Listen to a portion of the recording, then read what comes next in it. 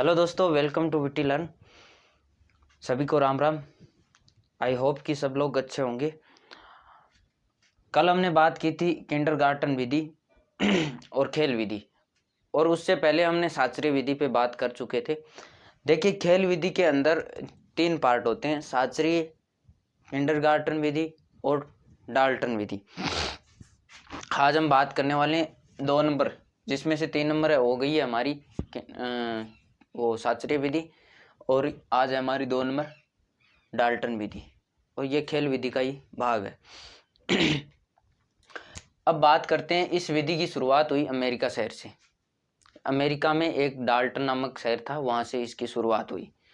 और इसकी शुरुआत होने के साथ ही क्या हुआ कि जब इसकी शुरुआत हुई तो ये एक विद्यालय के अंदर नई प्रणाली के रूप में उभर के सामने आई। क्योंकि जब हेलेना पार्किस्ट ने इसका उपयोग किया तो इस विधि को इसलिए उपयोग में किया कि जो पेरेंट्स, जो माता पिता अपने बच्चों को टाइम पर ना तो स्कूल भेजते, क्योंकि जॉब के कारण आपको पता है जॉब तो करनी पड़ती है, एक जीवन चलाने के लिए कहीं ना कहीं कार्य करना पड़ता है।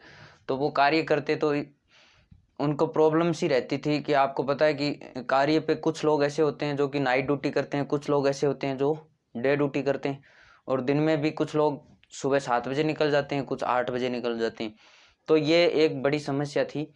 तो हेलेना पार्किस्ट ने इस समस्या का सामना करते हुए एक निवारण निकाला, जो कि इस प्रकार निकाला कि एक ऐसा विद्यालय प्रांगण तैयार किया जिसमें ना तो कोई समय सारणी थी और ना ही कोई बच्चे पे प्रेशर था कि आपको ये सब्जेक्ट पढ़ना जरूरी है। क्योंकि ये विद्यालय इसलिए उपयोग में लिया गया कि जो पेरेंट्स जॉब करने वाले थे, रात को देरी से आने वाले थे और सुबह जल्दी जाने वाले थे, वो अपने बच्चों को स्कूल छोड़ देते जाते टाइम, और जब भी आते तो वो ले आते। क्योंकि स्कूल का टाइम तो 24 घंटे था। ऐसा तो है नहीं कि भाई आप जब मर्जी आए तब आओ, जब जाओ। लेकिन ये 10 और 10 से 4 हमारे अक्सर टाइम चलता है, 10 और 10 से 4, सुबह 10 बजे से लेके शाम को 4 बजे तक, ये टाइम है हमारे यहाँ।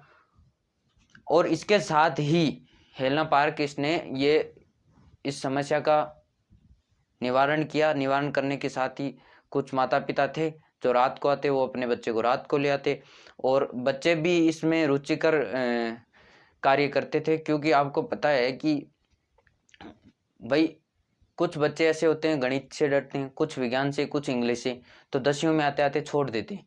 तो वैसा तो ऐसा तो था नहीं कि आपको ये अनिवार्य पढ़ना है।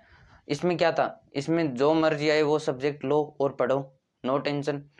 कोई ऐसा नहीं है कि आप ये पीरियड ले तभी आपको लेना पड़ेगा। आपका मन है तो ये पीरियड ले, आपका मन नहीं है तो ना ले, बस सिंपल था। बच्चा बिल्कुल स्वतंत्र था। अब इसको लेके परिभाषा के रूप में देखते हैं डाल्टन विधि। यह विधि अमेरिका के डाल्टन शहर में फर्स्ट बार उपयोग में लाई गई, इसलिए इस शहर के नाम पर ही इस विधि का नाम डाल्टन विधि पड़ गया। कुमारी हेलेना पार्किस्ट ने इस विधि को दिया। यह एक नवीन विद्यालय प्रणाली है जिसमें बिना किसी समय सारणी और अतिरिक्त नियंत्रण के स्वतंत्र रूप से चलने वाले विद्यालय होते हैं। अब बात करते हैं इस खेल विधि के गुण और दोष। अब खेल विधि के गुण और दोष ऊपर मैंने लिख रखा है डाल्टन विधि, क्योंकि ये खेल विधि का भाग है, इसलिए खेल विधि के गुण और दोष में इंक्लूड रहेगा। मनोवैज्ञानिक विधि, आपको पता है बालक सक्रिय है तो मनोवैज्ञानिक विधि ऑब्वियसली वो मनोवैज्ञानिक विधि होती है। उसके बाद बालकों के लिए रुचिकर होती है। आपको पता है मन मर्जी से आओ, मन मर्जी से आओ, तो बालकों के लिए रुचिकर ज़्यादा होगी। और बालकों में शारीरिक और मानसिक और तर्क चिंतन का विकास को जन्म देती है। क्योंकि आपको पता है खेल खेल में सिखाया जाता है तो शारीरिक गतिविधियां भी होती है और मानसिक गतिविधियां भी होती हैं और तर्क चिंतन भी होता है।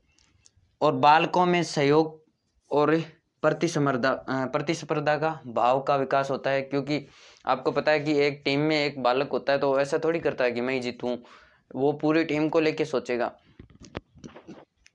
तो सहयोग का भाव रहता है। अब खेल विधि के दोष क्या हैं? समय व धन की अधिक खर्चीली होती है।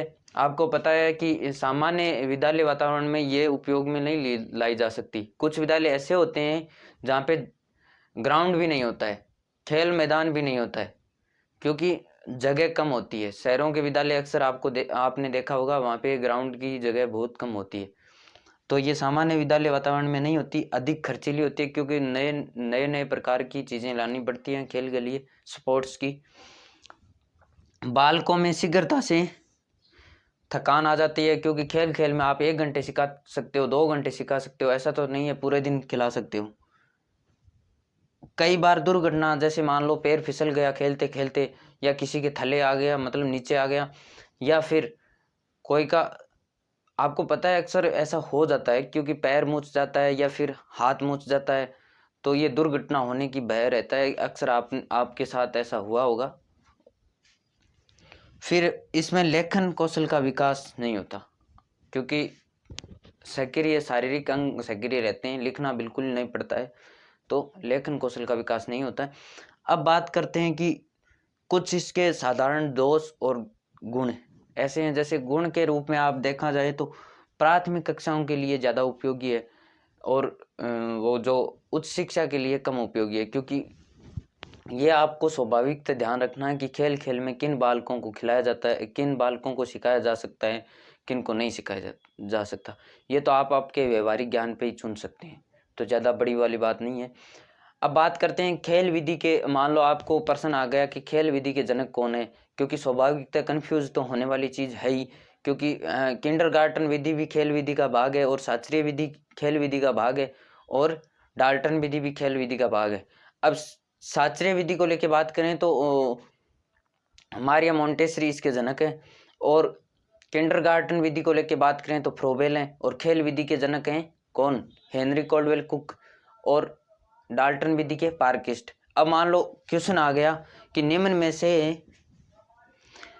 से खेल विधि के जनक हैं, और इन चारों का नाम दिया हुआ हो, तो आपको ज़्यादा बेस्ट रहेगा हेलेना पार्किस्ट, क्योंकि ये एक नवीन प्रणाली थी विद्यालय में, और ये ज़्यादा बेस्ट रहेगा। अगर आपको प्रश्न ऐसे पूछा जाए कि निम्न में से खेल विधि का वास्तविक जनक कौन है, तो आप हेनरी कॉल्डवेल कुक कर सकते हैं, ठीक है।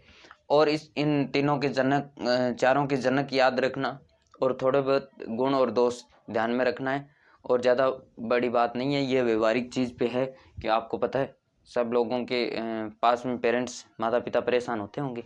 आपने देखा होगा, अगर आपकी रिश्तेदारी में ऐसा होता होगा। अब बात करते हैं कि क्या ऐसी विधि हमारे भारत में भी है, तो भारत में ऐसी विधि का उपयोग फिलहाल नहीं, ऐसा कोई विद्यालय नहीं है जहाँ पे स्वतंत्र रूप से बुलाया जाता है, स्वतंत्र रूप से सिखाया जाता है। आज भी ये अमेरिका में उपयोग में ली जाती है। अब बात करते हैं नेक्स्ट विधि को। नेक्स्ट विधि पे कल बात करेंगे, और इसमें क्या क्या आपको समझ में आया, क्या नहीं समझ में आया, वो आप ज़रूर बताएं। और अगर आपको कोई चीज़ पूछना हो तो कमेंट करके पूछें, और इसमें कोई गलती नज़र आई या कोई कुछ और ऐड करना है तो आप हमें कमेंट करके ज़रूर बताएं, और लाइक शेयर सब्सक्राइब ज़रूर करें। थैंक यू, धन्यवाद।